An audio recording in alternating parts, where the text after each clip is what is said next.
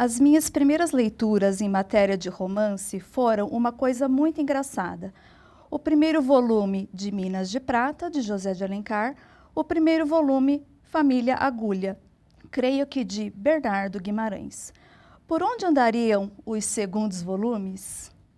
Minas de Prata foi um mundo encantado, porque não era o mundo da nossa época. A família Agulha até me dava dor do lado de tanto rir. Aquela irresistível personagem, a dona Quininha Ciciosa. Não vou dizer que, quando eu estiver para ir-me, quero que me arranjem os 2 volumes completos de cada obra. Para que, desde então, compreendi que o enredo é o pretexto e o essencial, a atmosfera. É que a insatisfação faz parte do fascínio da leitura. Um verdadeiro livro de um senhor autor não é um prato de comida para matar a fome. Trata-se de um outro pão, mas que nunca sacia. E ainda bem. Bom dia a todos. Estamos mais uma vez com o Mediação em Linguagem, 6ª edição do Mediação em Linguagem.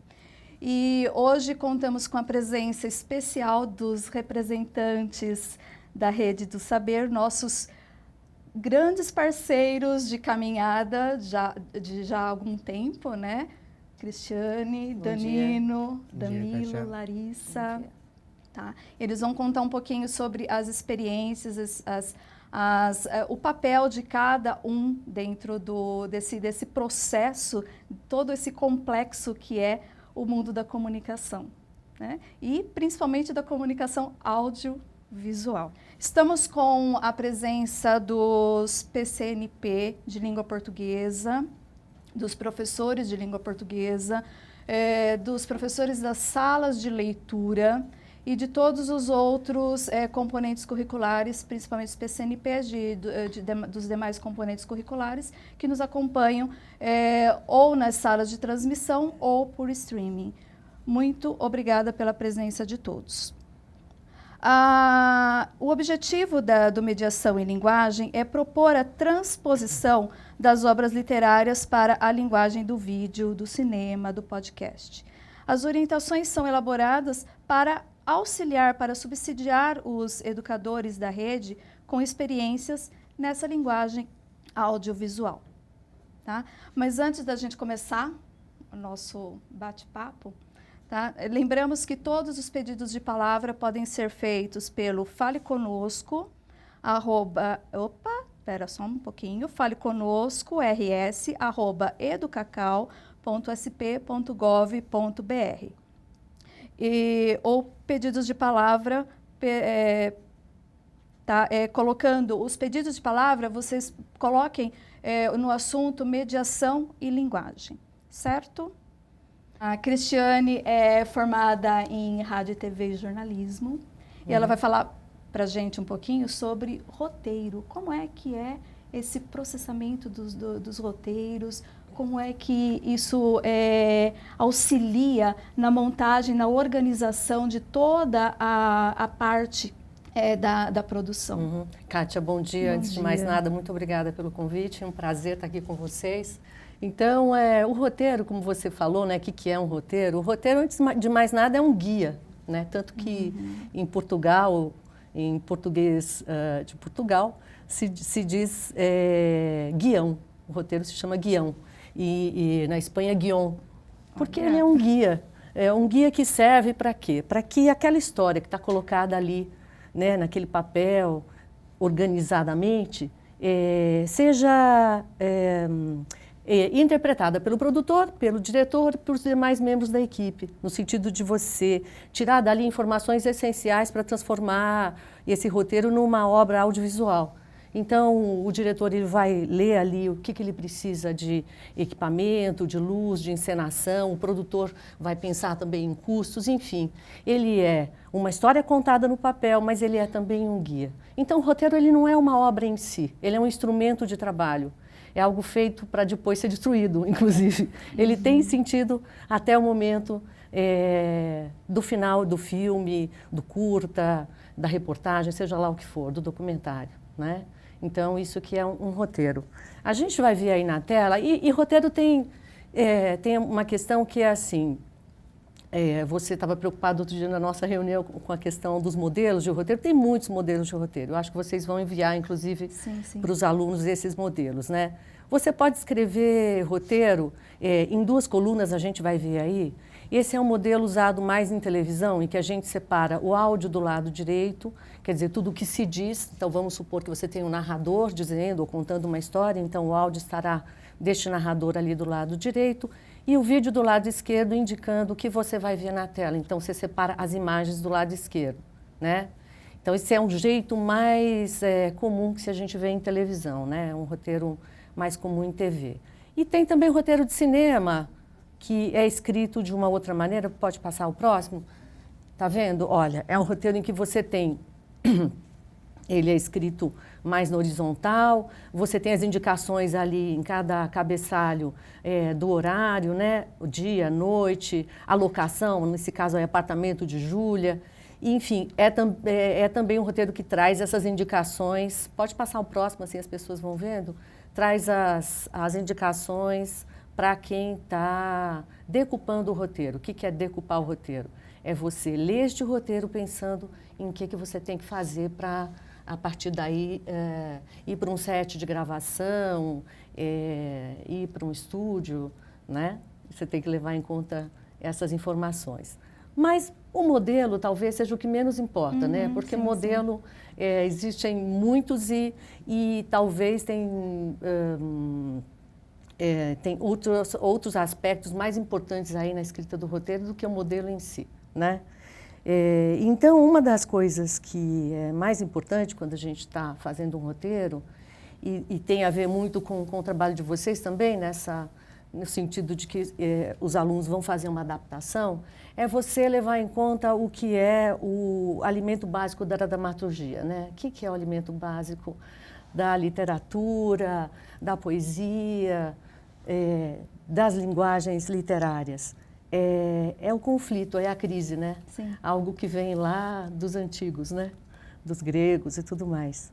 Então, a gente costuma dizer que sem conflito não tem roteiro, não tem história, não tem o que se contar, né? Esses dias eu andei vendo uma aula da Ana Mui Laerte, que é uma roteirista de cinema bastante conhecida, e ela deu um exemplo, uma frase bem interessante. Ela dizia assim, um gato sentado no sofá, um gato deitado no sofá não tem uma história. Um gato deitado no sofá do cachorro, a gente começa a ter uma história. Tem aí um prenúncio de um conflito, né? Tem aí algo que se anuncia como uma narrativa a ser contada, né? Sim. Então, essa é a questão. Então, a primeira coisa que quando a gente pensa numa história é pensar sempre que essa história ela precisa trazer uma razão de existir, né? E essa razão de existir, em geral, é um problema, é um conflito, é algo a ser superado, né? João e Maria se perdem no bosque, né? O cavaleiro ele vai lutar contra um dragão. Então, esse motivo é a força da história, né? Sim. É interessante esse comentário a respeito do conflito. Porque senão nós ficamos somente no âmbito da informação, né? A mera informação fica ali. Quando isso começa a ganhar significado, quando começa a ganhar sentido, movimento, ação, aí nós temos a narrativa de ficção. E a narrativa de ficção tem encantado muita gente por muitos anos, por muitos séculos, e a gente sabe disso. E no roteiro, uma coisa que geralmente no roteiro de cinema se pensa como você divide o tempo, né? O tempo é algo muito importante também. Eu sei que vocês que estão assistindo vão fazer adaptações, e geralmente adaptações curtas, e aí justamente o tempo fica mais importante ainda, né? Porque você ter 1 hora ou 2 horas é um problemão para resolver. Você tem que escrever muitas cenas, pensar em muitos personagens, muitas situações. Mas, ao mesmo tempo, contar uma história em 1 ou 2 minutos é também uma tarefa árdua, né? Então, o tempo é algo muito importante e, portanto, dividir esse tempo é algo também essencial. Então, a gente sempre pensa em 3 atos principais. O primeiro ato é aquele ato aquele momento de apresentação, em que você apresenta o personagem principal, os principais personagens, as situações, ou seja, quem está te assistindo e entende que ali tem uma situação. Então, é quando o espectador toma contato com aquela realidade. O segundo ato é o ato do conflito, em que surgem os problemas, os desafios, as situações a serem enfrentadas. E o terceiro ato, geralmente, é o ato da solução. Claro que isso é um jeito clássico de falar, é um modo muito tradicional, isso pode ser rompido, né? Existe o cinema experimental, que nem mesmo, às vezes, precisa de roteiro, mas eu estou dando assim, uma pincelada nas questões básicas desse roteiro mais clássico, que se divide, então, entre esses 3 atos, e usa essa divisão de tempo entre esses 3 instantes para contar, geralmente, uma história. Tá? Na questão da adaptação, que eu sei que vai ser o desafio aqui, algo a pensar, na minha opinião, é que, por mais que você tenha a matéria-prima, e a matéria-prima vem da literatura, nesse caso aqui, né? Então, você já vai ter os personagens, você já vai ter os diálogos, muitas vezes, né? Você já vai ter um ambiente. Mas o desafio é transpor tudo isso para uma outra linguagem. O cinema, a televisão, o audiovisual é uma linguagem muito diferente da linguagem escrita. Então, muitas vezes, o desafio é você, a partir do que está escrito naquelas frases, ou naquela poesia, naquele verso, transpor para essa outra linguagem. E quando você vai transpor, eu acho que a questão mais desafiadora é você, às vezes, trocar uma palavra por uma imagem. Às vezes, uma frase inteira vira uma cor, ou às vezes vira um objeto, né? Ou às vezes vira um cenário. Então, essa é a questão. Pensar como as palavras, de alguma maneira, podem ganhar elementos simbólicos no audiovisual. Que é a grande experimentação. Que é a grande experimentação. Mas que é uma tarefa também de grande aventura e grande prazer. Sim. Então, eu aconselho que todos embarquem nessa e se divirtam fazendo isso. Muito bom. Aí, com relação ao roteiro, vocês perceberam que sempre existe uma linha, né? E o citado aqui foi aquele velho esqueminha, né? Do começar a história, dar aquele boom, que é a questão do clímax e da resolução do conflito, e depois a história chega ao seu final. Tá? Existe a possibilidade, sim, de rompimento, claro, que é o que a gente conversou aqui sobre os alternativos, né, sobre as improvisações, mas toda essa articulação, ela envolve, sim, uma experiência. E atrelada a essa experiência, nós temos também a produção. Né, Larissa? Uhum. Fala um pouquinho para a gente como é que é esse processamento da construção de uma produção, de uma organização que envolve uma série de elementos. Conta pra gente um pouquinho a respeito. Bom dia, Kátia. Bom dia. Bom, primeiramente, obrigada pelo convite. É um prazer estar aqui desse lado da câmera hoje, sentindo na pele esse friozinho na barriga. E vamos lá. Bom, a produção envolve tirar do papel, né, aquilo que é fazer acontecer, fazer o projeto acontecer. Então, a gente tem como é que funciona o processo, né? A primeira coisa é sentar com o cliente, entender qual que é a demanda, entender o que ele quer, fazer a reunião de briefing, né? Qual que é o público, né, que ele quer falar, que ele quer alcançar, qual que é o objetivo.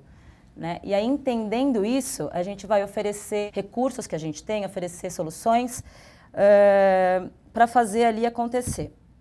A gente fala que a área que cuida de todas as áreas, né? Que cuida de todas as outras. Por quê? Porque entendendo o que o cliente quer, a gente vai levar ali para as outras áreas de comunicação.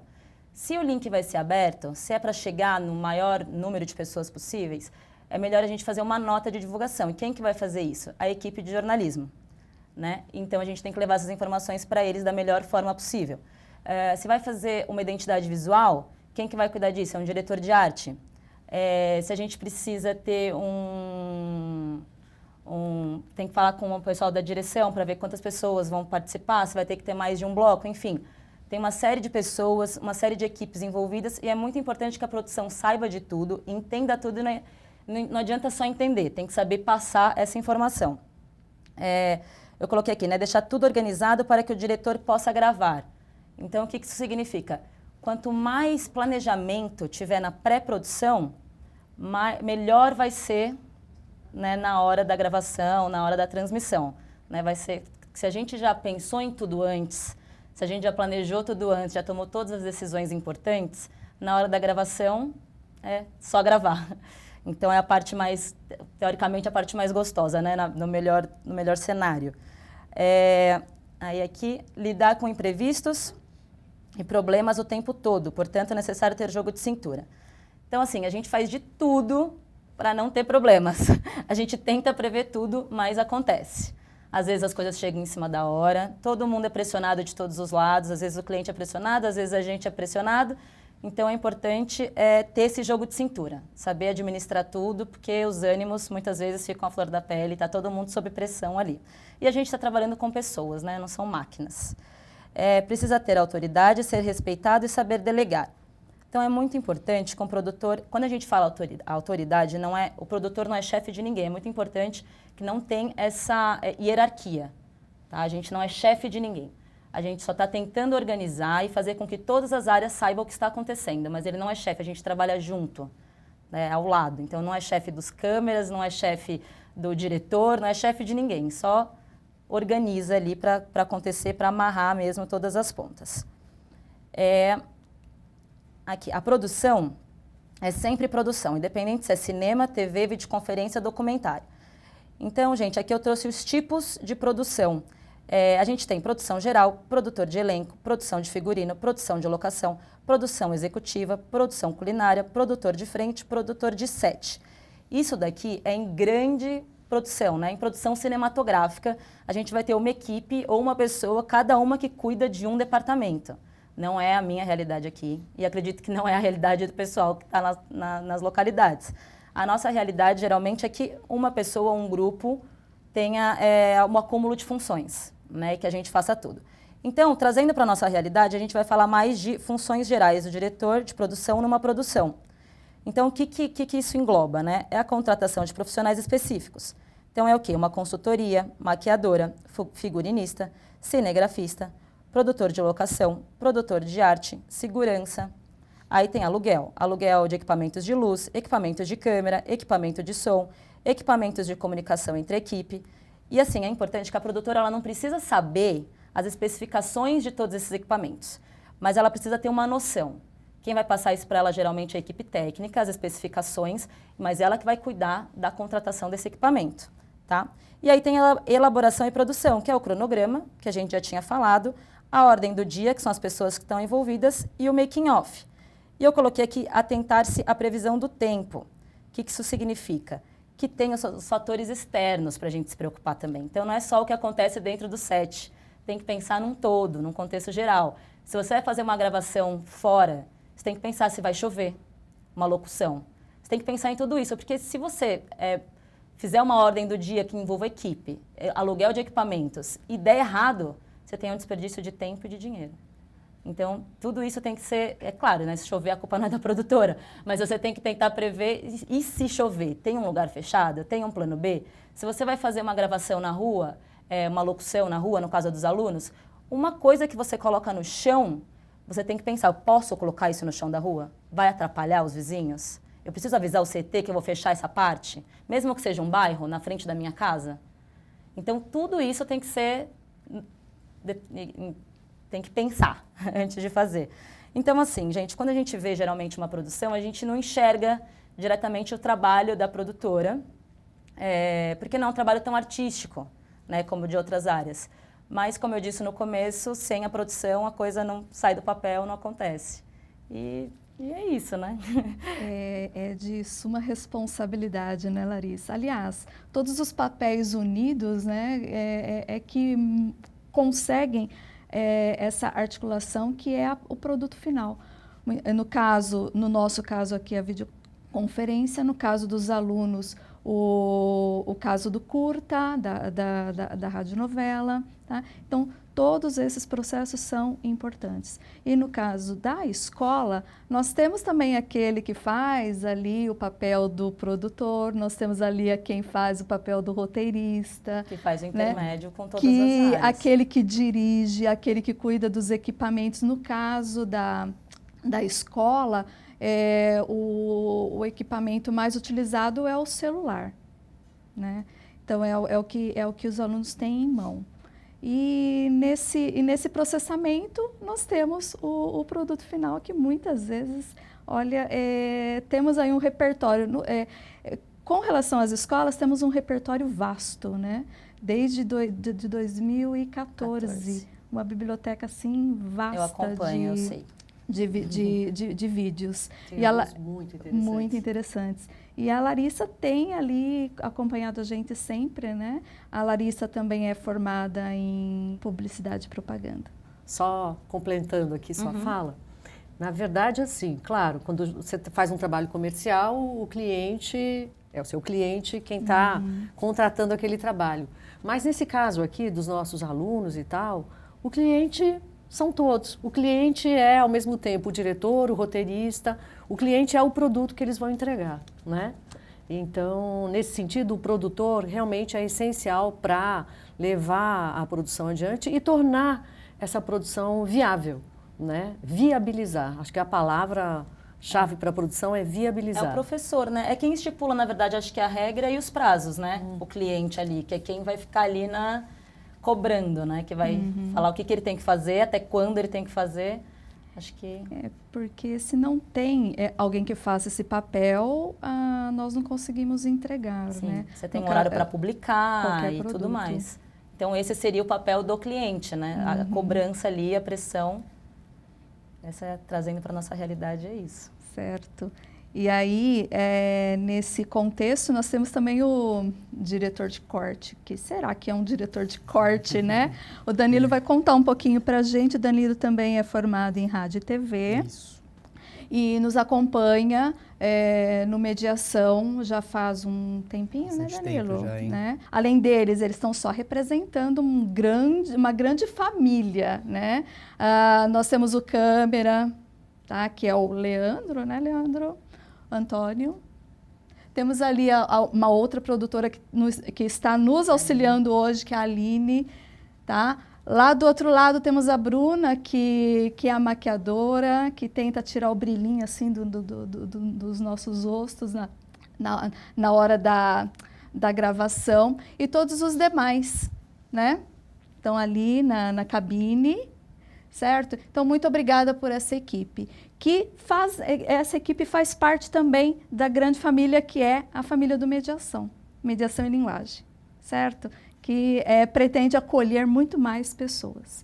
Danilo, o que é diretor de corte, Danilo? Primeiro, obrigado pelo convite, Kátia. Acho que nós três aqui gostamos muito de ser convidados para participar de hoje. E eu acho que é a parte mais gostosa da gravação mesmo, que é quando a gente vai executar ali. É uma parte muito técnica, também envolve conceitos, óbvio, mas a gente tem uma parte técnica ali, que é o modo de gravação que a gente vai abordar, tem a questão de equipamento.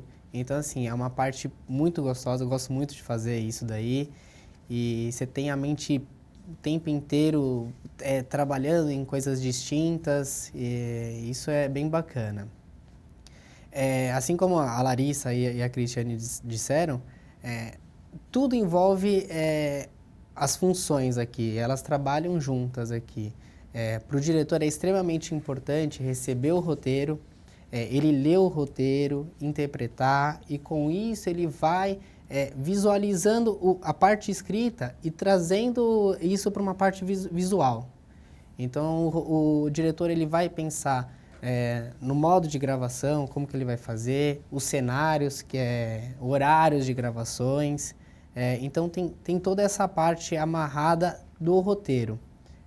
E um roteiro bem feito é o que vai dar o caminho para que a gravação toda funcione, que ande nos trilhos, tudo.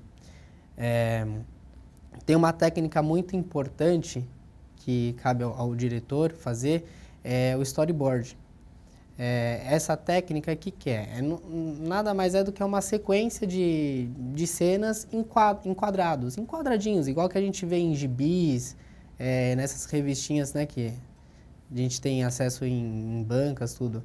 Isso não deixa de ser um storyboard, então é uma sequência de imagens em quadrados. E isso ajuda a clarear todo o processo de gravação na hora que a gente tem que executar uma gravação de cena, tudo. O diretor, ele precisa ter na cabeça a imaginação de como ele quer a cena, né? Quando ele lê o roteiro, ele interpreta e vai transformar isso em algo visual, ele já tem a formação toda da imagem na cabeça. E isso daí é super importante, porque o diretor, ele que vai trilhar o caminho para o ator e levar ele para o melhor caminho da atuação. Conforme essa imaginação dele, que toda trabalhada aí, com a cabeça livre, vai criando cenários, vai criando composições, tudo. O diretor, junto com a produção também, ele faz um cronograma de gravações, tudo, para poder decidir o cenário, horário de gravação. Se a gente vai até no roteiro que a Cristiane colocou, tinha parte lá dia, noite. Então a gente vai ter, além do local, a gente vai transformar isso no horário da gravação. E o que a Larissa comentou é extremamente importante. Consultar a questão do tempo, como que vai estar, se a gente vai gravar, a cena vai ser feita num sol, numa parte mais escura, ou até mesmo com chuva. Tem tudo isso aí, é extremamente importante para uma gravação. A gente sabe que o ideal é sempre a gente ter um tempo, porque toda essa parte que a Larissa comentou do planejamento, tudo, isso daí é extremamente importante em todas as esferas de uma gravação. Todas as funções, ela precisa do seu tempo. E na direção não é diferente. Então, assim, quanto mais ensaio a gente possa fazer, vamos lá, ensaia uma vez, ensaia outra, mais uma. Porque isso daí vai fazer com que toda a equipe envolvida, tanto a parte de atuação quanto a parte técnica, elas vão trabalhar juntas e na hora do valendo, na hora da gravação mesmo, vai todo mundo já ter uma certa tranquilidade, uma certa calma do que vai acontecer e vai fluir um pouco mais leve, um pouco mais tranquilo. Uhum. Eu falo um pouco porque só de estar aqui na hora de começar a gravação já bate o nervosismo, tá? Então, e olha que é um diretor falando, a gente está sentindo hein? na pele aqui o que é, então assim, mas a preparação pro valendo é muito importante. Então, isso vai fazer com que as coisas possam fluir com naturalidade. Tá, então, a gente tem aí um contexto de planejamento, de ensaio, para que quem vai mexer mesmo na hora da gravação tenha segurança daquilo que vai produzir. Sim, exato. É extremamente importante o ensaio. Isso até trazendo para nós aqui em videoconferência, a gente costuma fazer ensaios, gravações diferentes, gravações na hora que a gente vai transmitir algum recado, a gente faz sempre um ensaio para a gente já saber o que vai acontecer, o que esperar, como a gente reagir, e aí vai cada um pegando o jeito das pessoas envolvidas, esperando algum certo movimento, a gente consegue já ir aparando essas arestas que podem aparecer durante uma gravação, né? Uhum. E você até comentou, né, que nas escolas a gravação é feita por celular, né? Isso daí não é nenhum problema para que a gente possa gravar uma cena, entendeu? Hoje nós temos inúmeros acessórios voltados para o uso de celular, né? Então a gente tem tripés para smartphones e atendendo qualquer marcas. Então, com o tripé, a gente tem uma imagem estabilizada, sem aquela questão de tremer a imagem.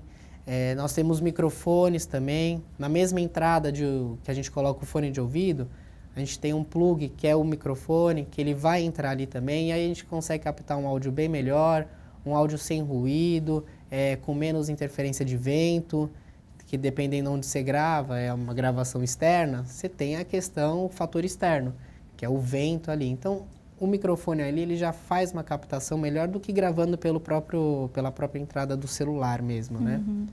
E como hoje em dia a gente está nessa tendência de youtubers, né? Então, e esses acessórios são completamente fáceis de achar em sites de internet, em centros comerciais. Isso a gente consegue achar com muita facilidade por preços acessíveis, assim. Sim. Inclusive para adaptação de um estúdio. Exato. Uma vez os meus alunos eles fizeram numa sala e cobriram com colchões para que a acústica ficasse melhor, né? Tem algumas técnicas, né? Tem colchão, tem caixa de ovo, né? Caixa de ovo. Tem tijolos também, que acaba fazendo essa questão da acústica, assim. Então, a questão de você gravar em um estúdio, ainda mais que é uma questão de cena, né? Uma adaptação de uma obra, não precisa ser feita em estúdio. Você pode fazer em ambiente externo sem problema nenhum. É só ir tendo esses cuidados que envolve uma parte mais técnica, mais operacional, segurar o celular com as duas mãos, se por acaso não tiver o tripé, é sempre na horizontal, é o ideal, né? A gente assiste a TV assim, né? Então... Certo. Nós temos alguns e-mails. O primeiro veio lá da diretoria de Assis, tá? Eles comentam assim: a obra escolhida para participar do projeto Mediação em Linguagem deve ser um clássico da literatura ou pode contemplar literatura de entretenimento, best-seller, por exemplo.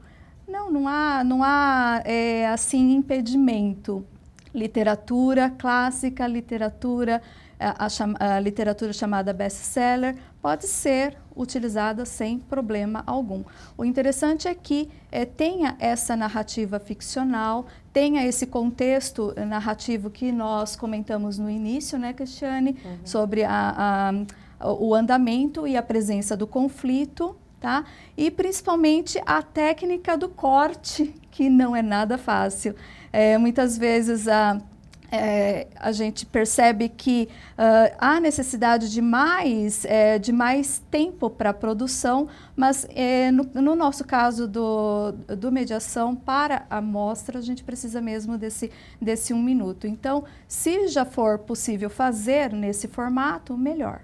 Tá? Porque aí eu acredito, né, Danilo, que que evita um pouquinho essa questão de cortar partes essenciais. Não sei se você pode nos ajudar nesse sentido. Se eu não me engano, é 1 minuto. É, né? 1 minuto. Então, você partindo a ideia em cima desse 1 minuto, você colocar essa adaptação de uma obra para uma parte visual em 1 minuto é ideal. Porque senão você acaba fazendo algo muito extenso e conforme você vai fazer os cortes, a edição, tudo, pode perder algum sentido. Então, trabalhar nessa base de 1 minuto é o ideal. O ideal é justamente fazer um roteiro que tenha 1 minuto, né? Porque se você parte de um roteiro que ele tem o dobro do tempo, você vai ter que jogar metade daquela história que você fez fora.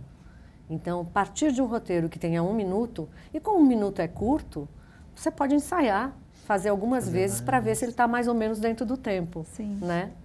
E fazer esse... É diferente de um documentário, né? Por exemplo, que a gente grava dias para ter algumas horas, porque ali dá para tirar bastante parte e ainda ser rico, mas acho que no caso de 1 minuto, se basear em 1 minuto... Eu acredito que assim a gente evita os cortes abruptos, né? E é a questão de perder o sentido, né? Que pode ocorrer, né? Você pensa em vários detalhes, é importante para adaptação, mas na hora que você visualiza ali, que você termina o projeto, mas cadê esses detalhes? Porque teve que cortar para poder dar 1 minuto, então acaba perdendo algum... Às vezes, se a pessoa da edição puder também estar presente, ou dar algumas dicas, né?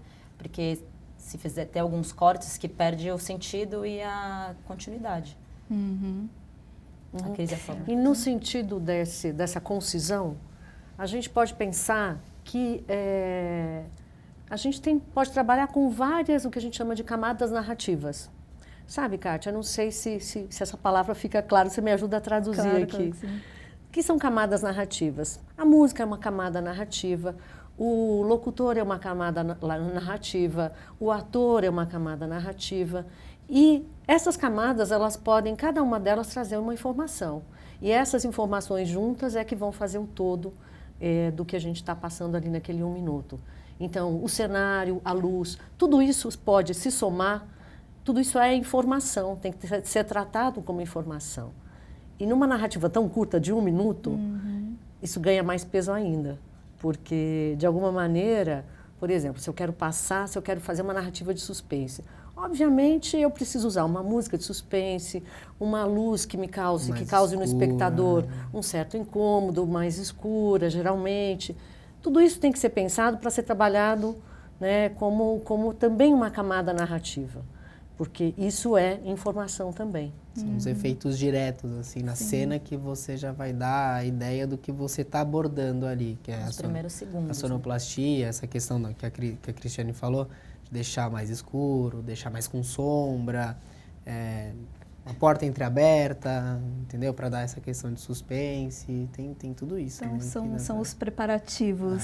E essa soma de informações é que geram toda uma condição coesa, coerente do produto que a gente espera. Sim, com certeza. Né? Temos um outro e-mail, agora esse e-mail veio de Guaratinguetá, Eliane, Ricardo. Eles inicialmente nos parabenizam, tá, pelo formato da VC, pelo tema, tá? E eles gostariam de saber o conceito de alguns termos. A gente vai tentar dizer, né, o que significam. Então, vamos lá, nesse bate-papo.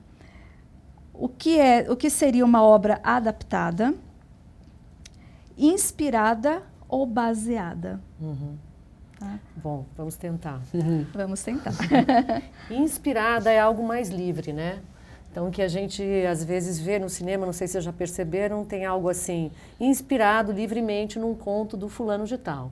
É uma inspiração, é algo que trouxe elementos para aquela história, mas não necessariamente seguiu aquela história. Não necessariamente não, em geral não seguiu. Né? Se é algo inspirado, realmente algo mais livre, que buscou elementos ali naquela história que inspirou o audiovisual, o filme, e a partir daí foi acrescido de outros elementos narrativos. Outros personagens, outras localizações, outros desfechos. Né? Então, essa é a obra inspirada. Qual é a outra? A outra é baseada. Baseada e adaptada? E adaptada. Eu, na verdade, não vejo muita diferença entre adaptada e baseada. Eu acho que é algo semelhante. Acredito né? que seja também. Sim, o inspirado acho que a gente poderia dizer que que lembra, né? Que tem aquela consequência de lembrança, de remeter a, né? Agora, o adaptado e o baseado são elementos que utilizamos o tempo todo, né? Na produção, principalmente na adaptação de um roteiro, tá? Que é baseada numa obra literária, que é adaptada de uma obra literária. Normalmente segue mais aquela obra literária, no sentido de seguir aquela narrativa, o desfecho, os personagens, contempla, em geral, todos os elementos. Então, essa adaptação, geralmente, é algo um pouco mais próximo mesmo da própria obra original. Aí, nesse mesmo e-mail, tem uma outra questão, como isso se dá no trabalho com os alunos. Eu acredito que esse trabalho vai mais para o lado do adaptar a obra, né? Do adequar a obra, muitas vezes uma obra clássica para um período contemporâneo, tá? Que nós temos casos nesse sentido. Tá? Então, é sempre interessante fazer com que, aliás, para que nós possamos adaptar uma obra, nós temos que ler essa obra. né? Temos que saber do que ela fala, quais são os contextos, quais são os cenários possíveis para adaptação e tudo mais, tá? Mas adaptar também, trazer para a linguagem contemporânea, isso é também possível, tá? Agora tem uma questão aqui que eu não sei se o Danilo consegue nos ajudar. Vamos tentar. Que cuidados o professor e alunos devem ter, considerando, por exemplo, o que foi dito sobre trocar uma palavra por objeto, uma frase por uma cor. Ah, fui eu que disse isso. Tá, então, Cristiane. Que cuidados? Que cuidados? Não sei se eu entendo bem o que é que cuidados. Trocar uma palavra por objeto e uma frase por uma cor. Eu acho que não deve ter cuidado nenhum. Deve ter liberdade criativa de mergulhar nessa obra e interpretar essa obra com a sua própria criatividade. Eu acho que cuidado não é uma palavra que entra nesse caso. Eu acho que talvez o que ele queira dizer, assim, como ele pode buscar essa inspiração. E se manter fiel, acho, né? Se manter, de alguma maneira, fiel ao texto. Mas isso é muito da interpretação de cada um. Eu acho que isso é muito isso vai muito da criatividade de cada aluno que está ali interagindo com aquela obra. E uma obra, ela só se completa no leitor, não é? Sim. Ela só se completa a partir de um leitor. Então, eu leio de uma maneira, Danilo de uma, Larissa de outra. Então, na verdade, aí eu acho que vai muito do sentido de como a gente está interpretando e está interagindo com essa obra. Tá? Então, eu não usaria a palavra cuidado. Eu acho que a gente deve ter liberdade. Sim, é a busca pela autonomia, né? É o prazer de lidar com aquilo, de ler a obra, de adaptar essa obra, de simplesmente dizer assim, não, esse recorte não é legal, vamos procurar um outro recorte para poder trabalhar, né? E às vezes mostrar elementos mais escondidos na obra que não estão tão evidentes. Inesperados, né? Inesperados, Então, no roteiro, por exemplo, um elemento que é importante a gente lidar, e nesse 1 minuto mais ainda, é o elemento surpresa, né? Como é que a gente pode surpreender quem está lá do outro lado? Ok. Temos aqui um e-mail de Mogi das Cruzes, parabenizando pela VC. Obrigado. Tá. E tem aqui, deixa eu ver, é o professor no caso de Mogi das Cruzes, são os PCNP Maria Alice e Daniele, tá? A Daniele é de LEM, de Línguas Estrangeiras Modernas. Estão percebendo o quanto a gente alcança, né? O tamanho desse projeto e o tamanho também do trabalho de vocês, certo? E temos aqui uma mensagem também do professor Egídio, é o PCNP, eu não estou localizando aqui a diretoria, tá? Mas, não, achei aqui, Fernandópolis, tá? José Egídio de Fernandópolis. Após as gravações dos vídeos, quais são os equipamentos necessários para a edição dos vídeos gravados? Que é a questão que envolve, acho que aquela história do corte, não é, Danilo? Isso, você juntar, às vezes, a parte de vídeo, a parte de áudio, outros elementos, acrescentar alguma música. Acho que, assim, uma dica... Eu acho que é fundamental trabalhar em um computador. Eu sei que a gente tem, às vezes, aplicativos em celulares, mas eles não dão o mesmo efeito, o mesmo visual que um computador a gente consegue ver ali, trabalhar, acho que de uma forma melhor, assim. Hoje em dia a gente tem também programas gratuitos que a gente pode baixar e fazer edições, entendeu? Corta um pedaço aqui, junta um outro trecho, isso dá para fazer. Eu só sugiro que faça em computadores, em softwares gratuitos. Sim, e aí tem também esses softwares, esses gratuitos que são um pouco diferentes daquele Audacity que a gente sempre incentiva o uso. Que é muito bom, ele tem o seu propósito ali, mas se a pessoa que vai fazer esse papel de editor tem às vezes um pouco mais de curiosidade, vai um pouco atrás, ele consegue achar outros programas também, que até tem alguns atributos mais profissionais, vamos dizer assim, e fazer isso, colocar isso, acrescentar na obra. Que também demanda uma pesquisa, Sim, né? exatamente. Tá, então, tudo ali são escolhas. De repente, tem um que a pessoa consegue se adaptar melhor, né, do que o outro. Então, é uma questão de escolha. Vai da curiosidade da pessoa. A pessoa achou assim, um certo caminho, assim como a Larissa comentou, que existem inúmeros tipos de produção. Ela pode ser uma produtora e querer... Tem vários tipos de produção que ela pode se especializar. O diretor também.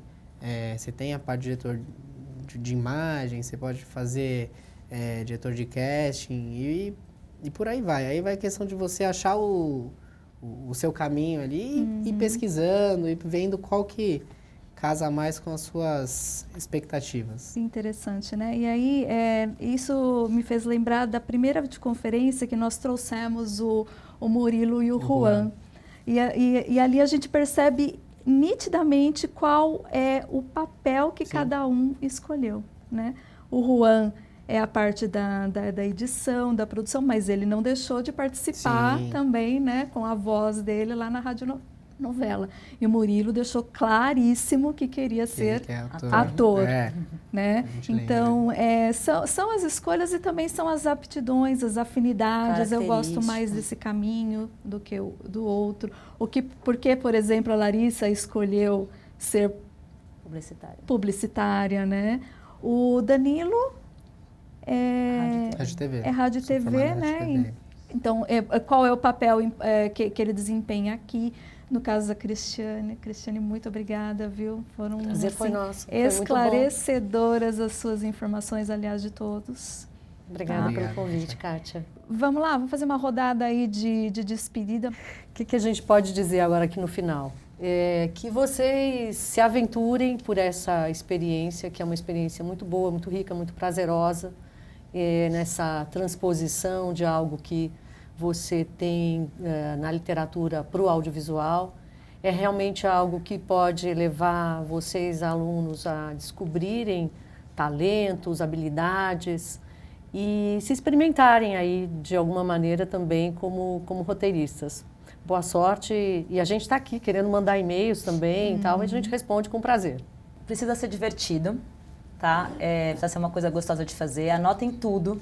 A minha dica para quem quer seguir essa coisa de produção, quem vai cuidar de fazer o intermédio entre todas as equipes, anota tudo, aquilo que parece ser só um detalhe pode ser muito importante lá na frente. Então, seja muito organizado, não deixe escapar nada, porque é essencial ser muito certinho durante todos os processos e para dar tudo certo lá na frente. Então, boa sorte para vocês e que seja muito gostoso. Eu acho que o que eu posso acrescentar principalmente para quem tem essa pretensão de ser diretor, né, nas cenas, né, nas gravações, assim como a Larissa falou, dessa questão de hierarquia, o diretor ele não significa que ele é uma voz absoluta. O diretor tem que estar aberto também para sugestões de atores, da equipe técnica. Ele tem a cena na cabeça, mas isso não significa que ele não possa escutar uma sugestão de um ator, de uma pessoa da parte técnica também, para uma melhor gravação, um melhor desenvolvimento da cena. Meninos, muito obrigada. Obrigado. Tá? Imensa gratidão pela presença de vocês. Tá? Foi de suma importância para nós. Obrigada. Acreditem. Muito obrigada. Obrigado. Então, chegamos ao final desse primeiro bloco. Vamos fazer um intervalinho de 5 minutos. A gente já volta.